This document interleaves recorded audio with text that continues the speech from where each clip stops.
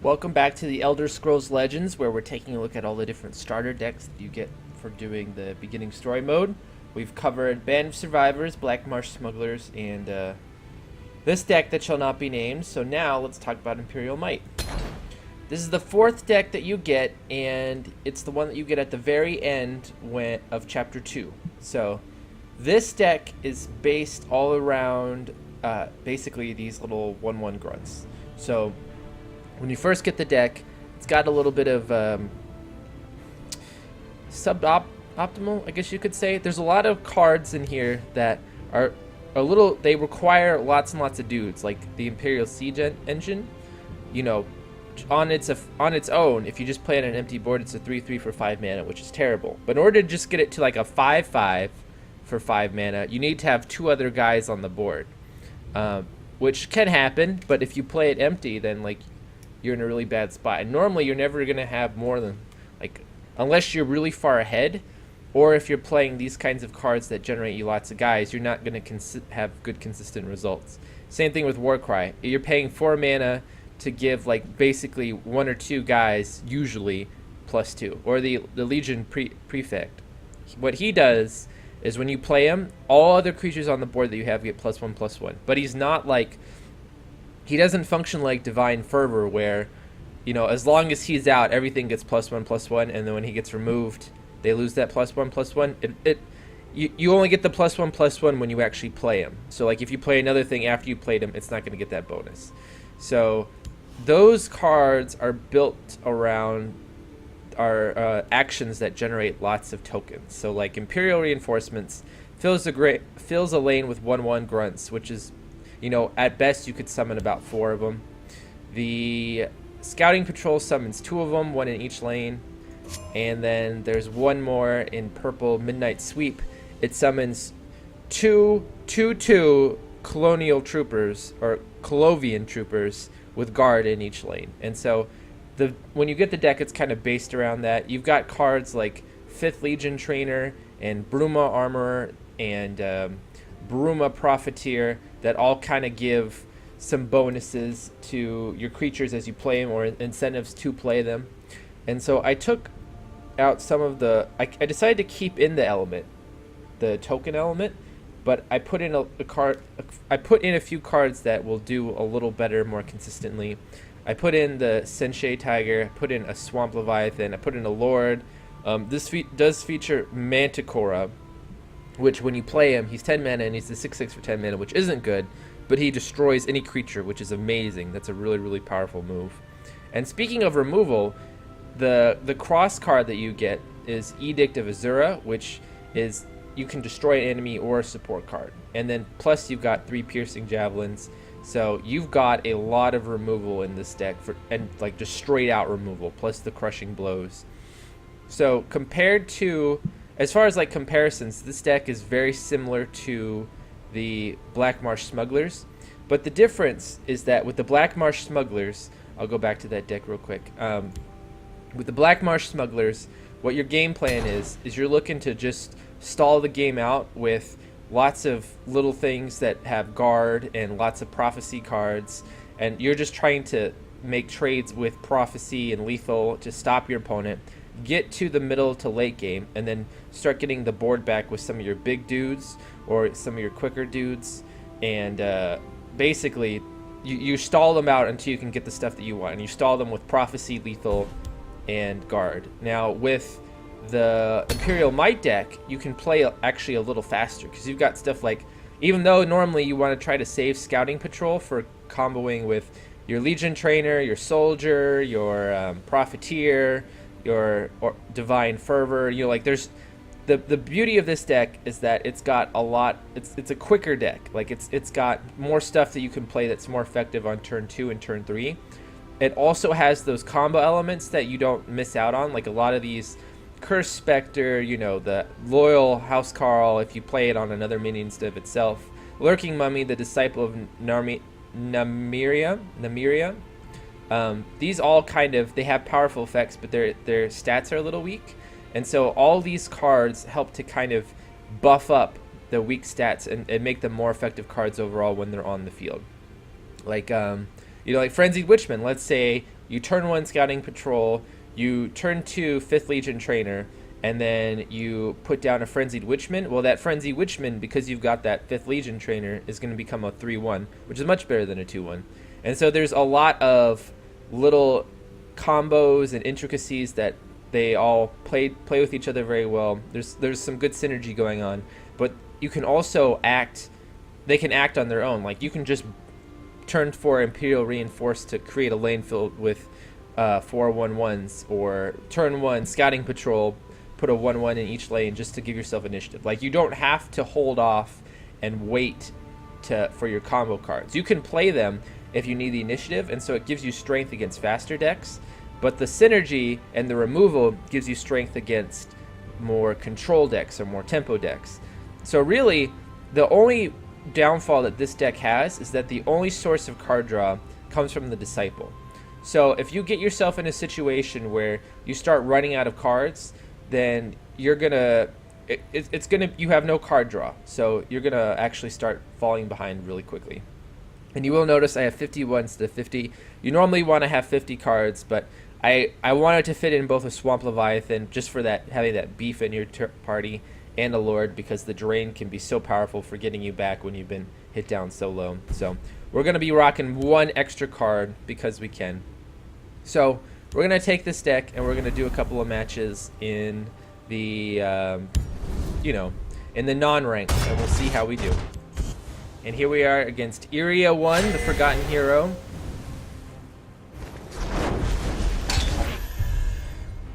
We're going to get rid of all of these and redraw into some different cards.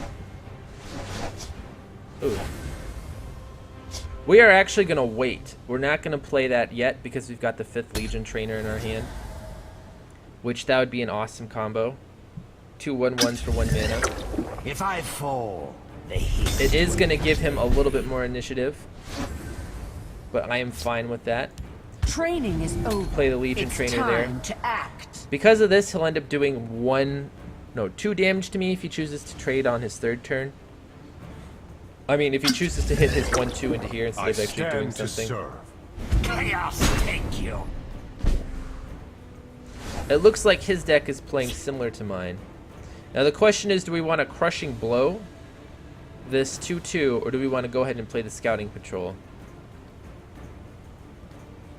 The nice thing is that the Scouting Patrol will take care of both of his things, so we're going to play that even though we float 2 mana because of it. Soldiers, report. You can't defeat me. Your orders.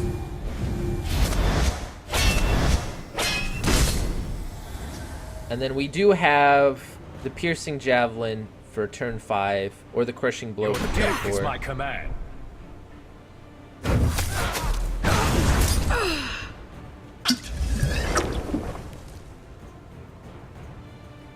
The waters of life. Chaos, thank you. Okay, so he's playing kind of like a ramp deck. We are going to go ahead, make the trade here, make the trade here, and put down the Legionnaire. The cool thing about the Legionnaire is that he's just like a solid 3-4. Like, he doesn't need any synergy going on. If I fall, the hist will Feed and bleed.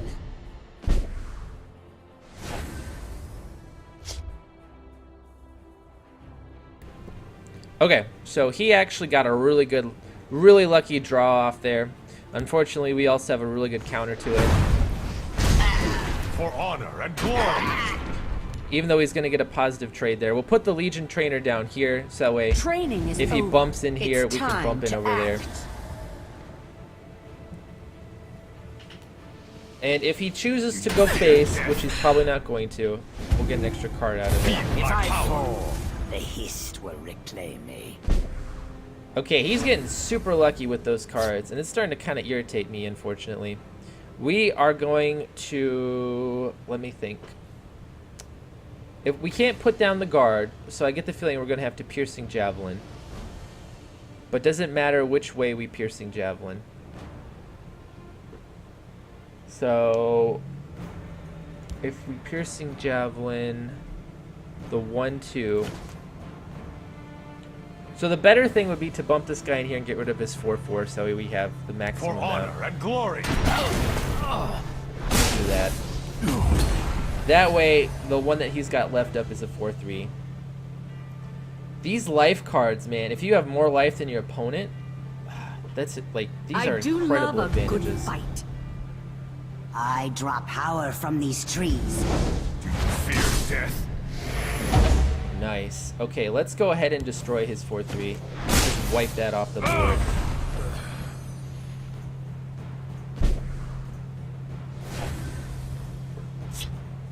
We'll save that for when we have a little bit more combo cards to go with it. Let's go ahead and take care of this. Well, let me think. Yeah, because we're not going to be able to play this turn 8. So we'll probably play the soldier, and the midnight sweep will take care of him. We'll put the Leviathan down here to take care of his 3-3. It is going to come back, so we're going to have to kill it twice. So we'll do 6 damage to our guy, but still, we'll still have a guy at the end of it. My sword hand itches. And he chooses to just put everything down as a way to control. Fool. Now, unfortunately for him, we do have a lot of guard to back it up. We have a lot of guard. So, to maximize, let's see. Do we want to put the mummy down and then... If we had 9 mana. So we'll put the mummy down here and then we'll put the soldier down over there. Awaiting orders. And then we'll make a trade here.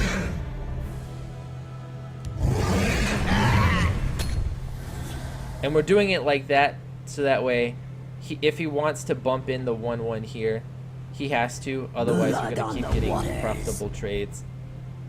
You waste my breath. Okay, so we can actually just throw the 2-2 in there.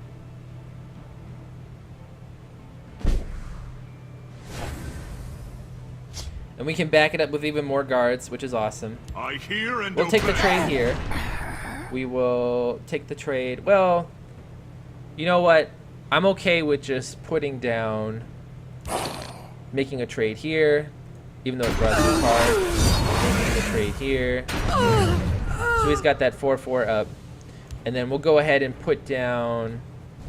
We really want to protect that thing. So we're going to put down the Midnight Sweep. And we're going to put down the Defender here as well. won't escape alive. So now he has to find a way to work through all this stuff.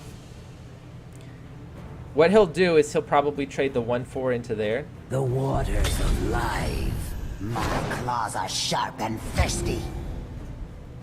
If he's smart, he'll take the 1-4 into there. Mud and mayhem. Okay, so he chooses not to, which actually gives us a really profitable trade. End of the road. We'll take him here. We'll bump him here. We'll silence the 1-4 over here. You must be cleansed. And we'll go ahead and we will bump in face here. And we won't do any more damage. We'll only let him have that 1 card.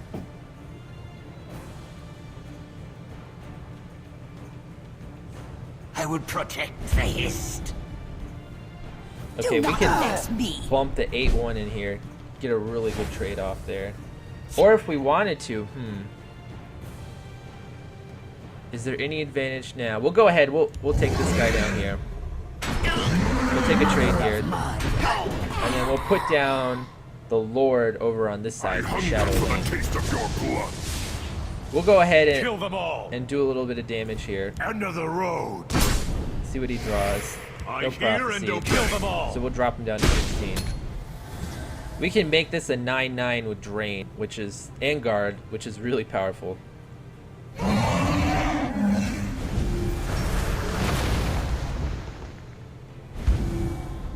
By your command. And it doesn't go off because we've denied. Perfect. Okay, the Manacora, that's definitely going down. We'll go ahead and put that down in this lane over here.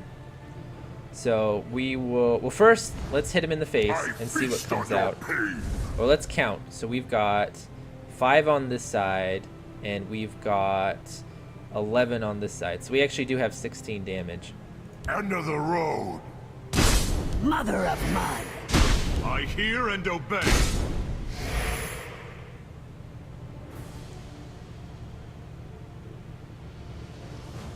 Who goes there?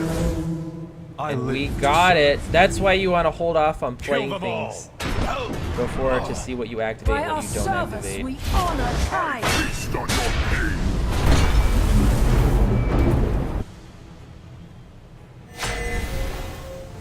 And here we are, Gobtrome against Red, rocking the red-blue. I was going to say something wrong there. He's probably, if he's playing red-blue, he's either playing an equipment red guard deck or he's playing a very aggressive aggro deck. So we're going to hold on to the Crushing Blow. Edict of Azura, very powerful card. Your destruction is at hand. Okay, so he's playing a very aggressive deck. Luckily, we've got nothing but control. Awaiting orders. Or not so luckily. Now what we need is we need this to hit here and then for the fire damage to hit us in the face. Die. Perfect. I ride like the wind.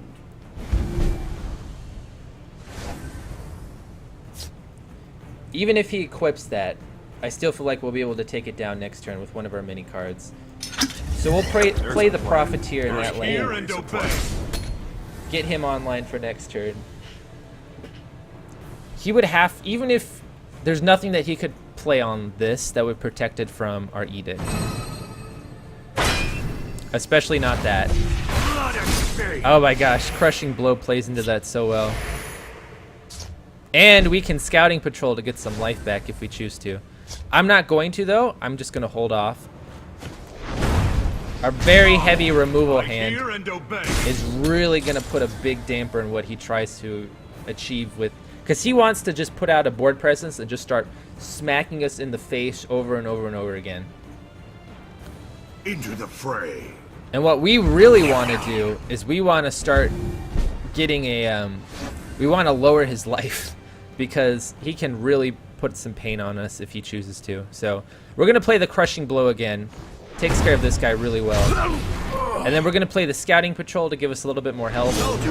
So that way, if he tries to reload with a Jarl, it's not going to work. And then we're going to hit him in Hear and the... obey. Let's see. Even he has to You commit won't to hitting foil us in my the face. plan. I hear and obey.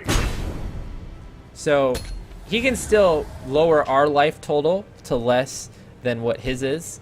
But he can't play a Jarl until next turn. Let's heat things up. Good play, good play. I ride like the wind. And there's another... Now the play is less obvious here. We want to hold on to this for next turn, that's for sure. So what we may honestly want to do is just Edict this to prevent like taking a lot of damage from taking damage that might come next turn. So we'll go ahead and use the Piercing Javelin on this preemptively. Into the breach. We'll see what he draws. I Okay. hear and obey. And now, unless he buffs, he can't play the Jarl. Because he has to, if he wants to bring our life total lower, he has to play an item on this card. I'll kill you where you stand. And he chooses not to. I ride like the wind. Okay. So, we're going to go ahead and play the Preserver of the Root. And then we're going to bump up that with a Scouting Patrol as well. Even if he has something in his hand that will make it trade. Let's see. Yeah, so I'd rather him play something on the Horseman and then trade into the 4/4, or play something that lets the Horseman live, forces him to trade into the 4/4, and then Edict of Azura it, because then we bait out whatever card he has in his hand. I would protect the hist. And then we'll play a Scouting Patrol as well to increase our board presence. Your orders. And then we are going to I just hear bump and phase. obey. I hear and obey. Let me think. So if he hits here, we're at 14. So we can't lower him lower. So if he wants to, he could Jarl next turn. So we're not going to give him that extra card. If he hits both these guys in my face, he can Jarl I'll and get the kill cards you where you off. stand. Blood and spade. Swamp Leviathan, that's pretty good. Along with the Imperial Legionnaire.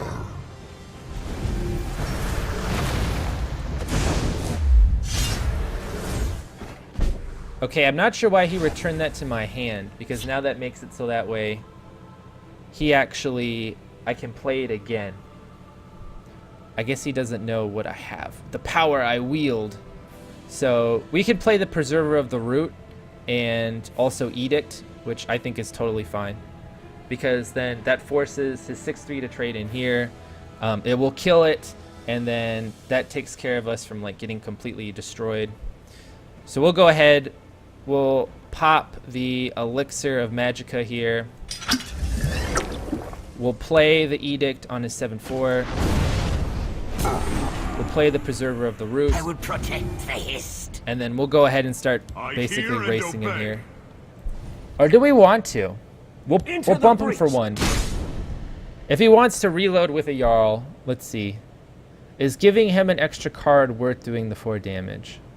Because he's going to trade. No, I don't think it is. I don't think it is. He needs an out to get rid of the 6/6 and keep the 6/3 alive. And we don't want to give him more opportunities to draw it. Okay, he doesn't draw it. That's excellent. If this 1/1 stays on the board, we can Frenzied Witchman and trade the 2/3 in. We're going to have a very powerful turn next turn with Divine I'll kill Fervor. you where you stand.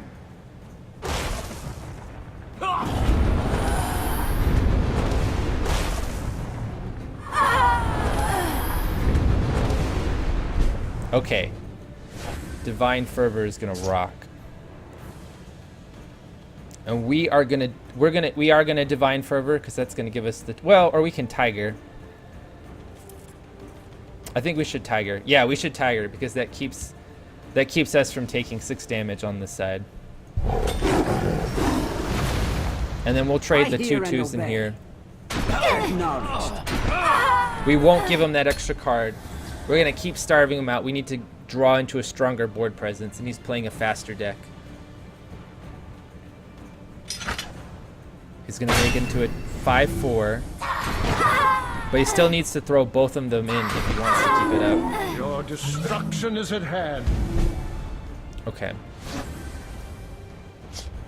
So let's see. 6/6. Or we can just play the Swamp Leviathan. Bruma Armor into Divine Fervor. We want to build up the biggest board presence possible. So we'll save the Divine Armor for next turn. We'll go ahead. We'll Bruma Armor. I stand to serve. We'll put down the Imperial Legionnaire on this side. Awaiting your command. And we'll put the Frenzied Witchman up on this For the side. reach. Let us stand Buff him together. up. We won't hit in just yet. And we'll let him live and see what kinds of cards he draws. We're trying to set up for lethal next turn. So we've got 3, 2, 2. Wait, I tried to spread out as much depending on where that 3 damage goes. So we've got 7 on this side, and we've Die, got. Outlander. Let's see what he plays. Awesome. Okay. You won't escape alive. So let's do some counting. We've got 7 on this side, and then we've got 6 on this side. 6 plus 7 is 13. Yeah, so if everything goes right, we can Divine Fervor and just win with Divine Fervor here. So we'll just start hitting in here. Another road. I hear and obey. If he doesn't draw any prophecy cards, Death is my command. I hear and obey. we got him. And glory. Okay, so that shows you the resilience of this deck to stand up to early aggression. And it also shows you what happens when you get unlucky with those brutal Ashlanders. We're up against Smog 1337. He is playing... do we want to? Yeah, you know what? I just love getting rid of that mana card, so let's hold on to that guy.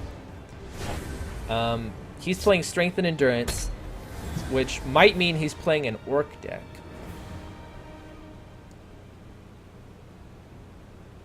This is a really good combo right here.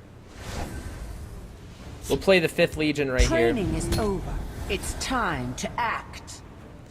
Protect him in the shadow lane. And let's see what he decides to The do. waters of life.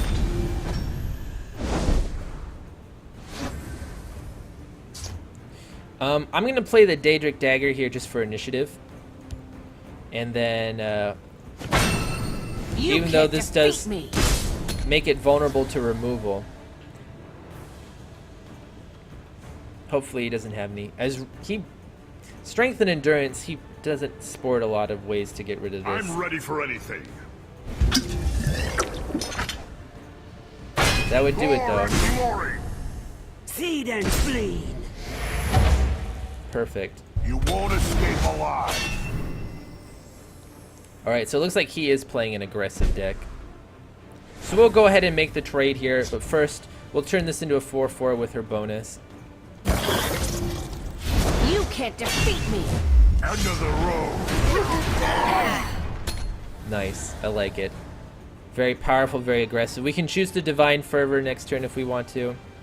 We could have Divine Fervor there to keep him alive. The waters of life.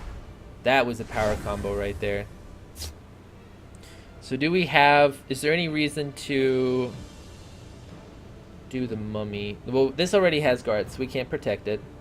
If we Divine Fervor, that won't save it either. Is it worth using Edict of Azura on it? I don't think so.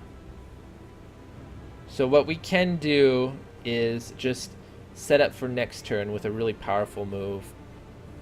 We'll go ahead and we'll use Divine Fervor. It'll make our turn a little slower, but it'll let us punch him in the face really hard here. End of the road. We don't have any way to deal 1 damage in this deck, but it will make the Mummy just a little bit more powerful at least. And it does give us a good 5/5 in this lane. Do you fear death?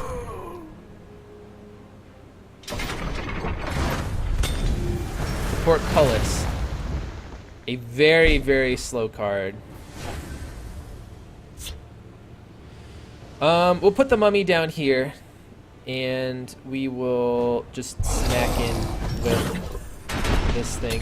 We'll take it out next turn, and then any big thing that he puts down, we've got multiple ways to take care of it. If he trades here, this will make it a 3/7. I will be your sheriff and keep you safe. Don't worry, I've got this. So he gives it a 3/5. And he does it to silence.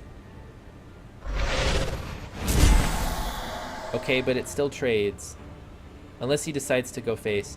So the difference between An unfortunate mistake. Hearthstone and this game is that in Hearthstone, making these trades, when you actually silence something, you don't debuff it. It doesn't lose its defense. So we'll go ahead. We'll make the trade here. All it does is lose keywords. He seems to be a more offensive deck. We'll go ahead, get rid of the 3/5. We'll play the Bruma Armorer into the Faerun Defender I stand to serve. You won't escape alive. to protect him. So now we've got a 2/7 to protect our field against any weird stuff that comes this way, and we can trade the 3/1 I into there. draw power from these trees. Who goes there? I live to serve. So let's start making some trades here. That goes in here. That trades in Death is here. my command. That End of the trades in road. here. We'll go ahead and Crushing Blow over here on this guy. Trade in here. And we'll use Scouting Patrol to give us a 2/2 in each lane. Your orders. Actually a 2/4. I forgot about the Armorer. So we're actually... You're seeing some of the synergy that this deck can have. I hunger for the taste of your blood. Sorry, friend. I got bad. Well, first let's smack him in the face and see if anything comes I out. hear and obey. We'll play the soldier first, Awaiting orders. just to get in case this somehow dies. Into the breach. Your death is my command. End of the road. Acknowledged. He doesn't have any prophecy cards. And he's not exactly looking to be in a very strong position right now. A 3/6 for 2 mana. Normally this costs 4. Now because his life is Dark lower, that's embrace. not going to trigger. An unfortunate mistake. An unfortunate mistake. And he does realize that you need to have more life than I do in order to get that card off. The These battle cards are is so yours. powerful. I'll give him a good game. Hard-fought victory. I feel bad for him. It feels like a lot of that game... Well, even if the effects that he was trying to pull off did go off, they wouldn't have been that impressive. Although he did get a really good Necromancer off with that guard. That's a great combo. I'll have to remember that for myself sometime.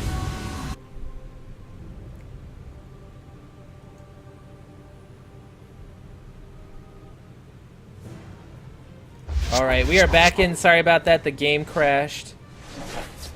And luckily, it just took us straight back into the match when we crashed. Which is actually super cool. Okay, he's playing a red-green, which can be a very, very aggressive deck. So we want to... But he doesn't play anything on turn 1. So we're going to go ahead and play the Defender just to give ourselves some initiative. Hopefully we'll draw into something to make the Scouting Patrol a little bit more impressive. You won't escape alive.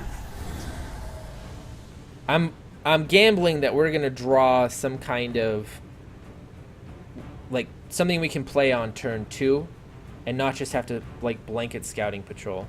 But I'm also playing this way because I'm anticipating him to be aggressive. Generally red decks are gonna be aggressive decks. That's always a pretty What good have we assumption. here?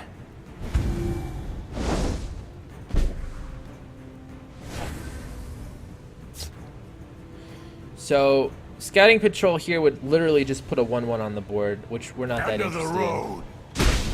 We're going to go ahead and just hold. Our gamble did not pay off, unfortunately. If we had Scouting Patrolled first, we could have defended here and protected our 1/1. And we would have had an altogether more impressive board presence.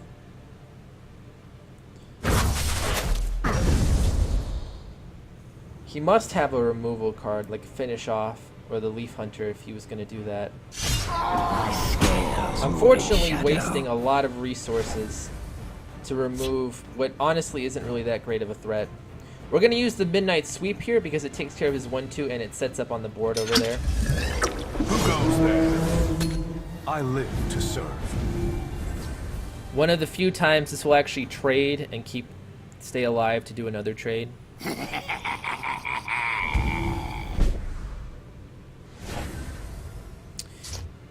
As for this part, we want to try to keep our life above his life in case he has those Soul Marshals or if he has Jarls.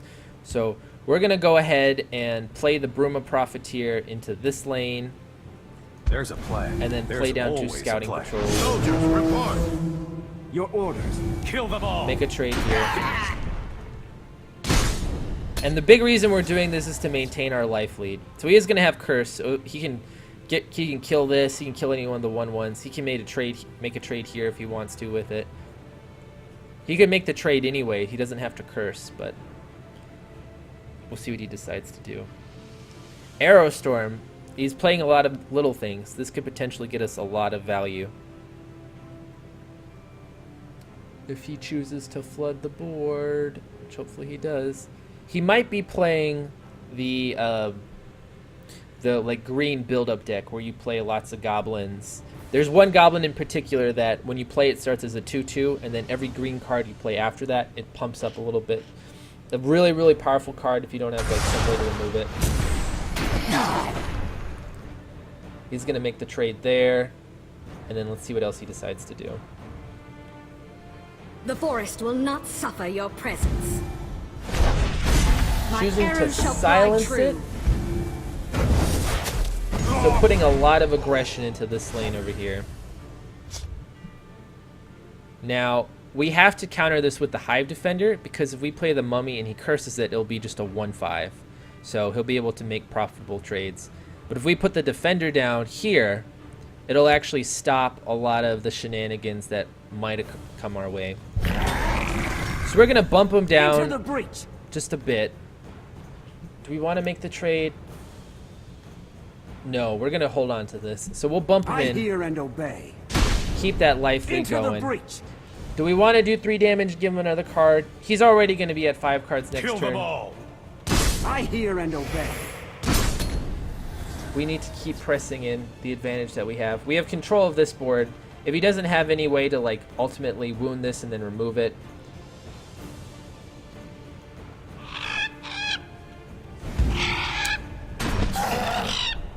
That's pretty good, but he's still going to have to trade one of his 3/2s unless he has a wound card. The day is mine! Fire! And we do have a mummy over here to back some stuff up over on this My side. arrows shall fly true. Okay. So let's see. If we wanted to mummy and Imperial Legionnaire, it would take 6 mana. No, it would take 8 mana. I can't count. We'll go ahead and just play the Legionnaire into the Haunting Spirit. He could curse this, and then that would be that'd be pretty sad. He is going to get his life lead back by doing it this way, but hopefully he's got plenty of cards, so giving him the opportunity to draw more cards off a Jarl. Hopefully he doesn't have a Marshal, because that would be an amazing swing turn for him if he did, because he's got so many cards. The forest will not suffer your presence. Okay, choosing to sign. So he's playing like a wound-based deck. We really need to hold on to this until we can, either until we're absolutely forced to play it, or until we have like no other solution. And the reason the silence worked there is because he actually, when you silence it, it removes cover. They cannot hope to outwit me. Preserve the Root. Fantastic card to draw right now. And that will be really nice if we can bring that to bear. We're going to make the trade here. And then we're going to Preserver of the Root here. I will protect the Hist. And then hope that we can last out a little bit longer. He is getting the upper hand on this one. Bruma Profiteer. Valenwood protects us. Amazing swing turn there. The day is mine! Alright, so what we need to do is just hope that we can survive. He's got lethal on the board if we're not careful. So we need to play the Armorer into... There's nothing that we can affect with it right now. So we need to do... That's 5 mana, but we need to play the Guard. Let's see, he's got... If he has any way to boost damage on us, this isn't going to work. But this will be 6 mana. So it depends, do I think he has a way to get rid of this mummy? If he does, and he hits us, then we're relying on Prophecy. I think at this point, that's all we have to just play for like maximum survivability. So we'll play the Profiteer in this, no. Yeah, we'll play the Profiteer in this lane so it can trade into the 3/2. There's a plan. We'll There's play the always Mummy a over plan. here. We'll play the Scouting Patrol over Soldiers, here. report. Your orders. Maximum survivability. We were not able to get the Armorer off because that would be too slow. This way maximizes our chances for living next turn. Where we can play the Manticora.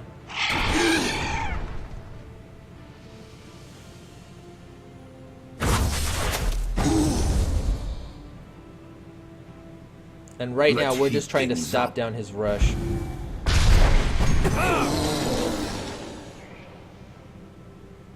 The day is mine! And now he's deciding if he My wants to hit arrows it shall and give us fly a card true. or not. Victory is ours. He chooses to do it anyway. Alright. So we've got 9. Do we want to do any... Aerostorm doesn't really do a lot here. We're going to go play the Manticora because it gets some guard online. It's sort of his route.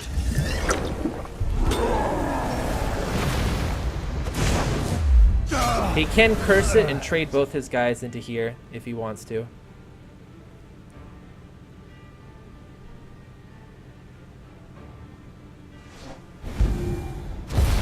Okay, that thing's gotta die next turn with the edict. I'll kill you where you stand. That Jarl is just such a powerful card. If he lets this live somehow, we can maybe Daedric Dagger it. No, he's gonna choose to make the trade. And right now we're just trying to survive, just trying to stabilize. These Jarls are so powerful I in do aggressive love a decks. good fight. Fire!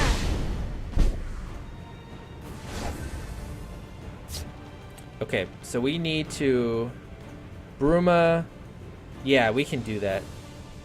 So we'll go ahead and put the Bruma down over here, put the Legionnaire down over there, and then edict that. So this goes, yeah, 6, that'll work. I stand to serve. Awaiting your command.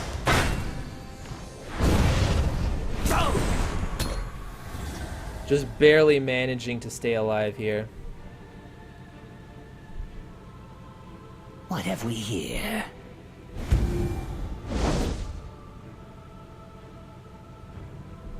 This red-green format is just has so much draw. It's just got so much constant pressure. It's a really strong format.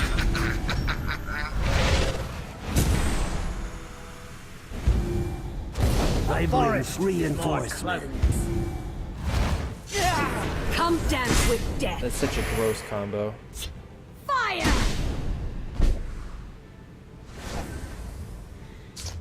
Okay, so we basically have to play, let's see, 6. We do have 11. So we Arrow Storm, we play the Tiger here.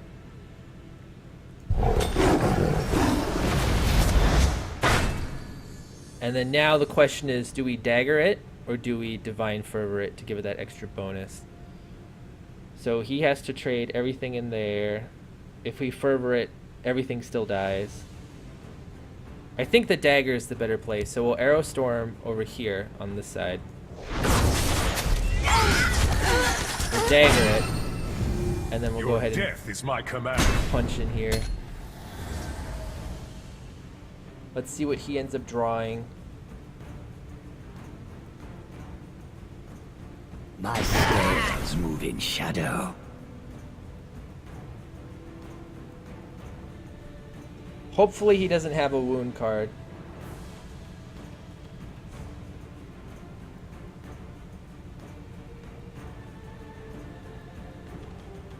Because if Come down. and he has to throw everything in there. Duma! So now we need to draw either a crushing blow or we need to draw some kind of guard. Let's heat things up.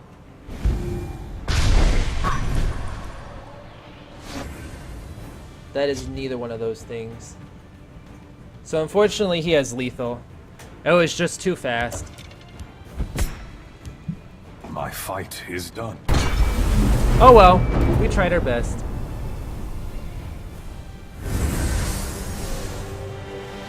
So just in quick review of this deck. The way how it works is you basically are kind of, you're a little bit of a combo deck. You have a lot of cards that work well together. Like you've got the Scouting Patrol, you've got the Imperial Reinforcements, you've got the Midnight Sweep, which also doubles as a nice Prophecy defense.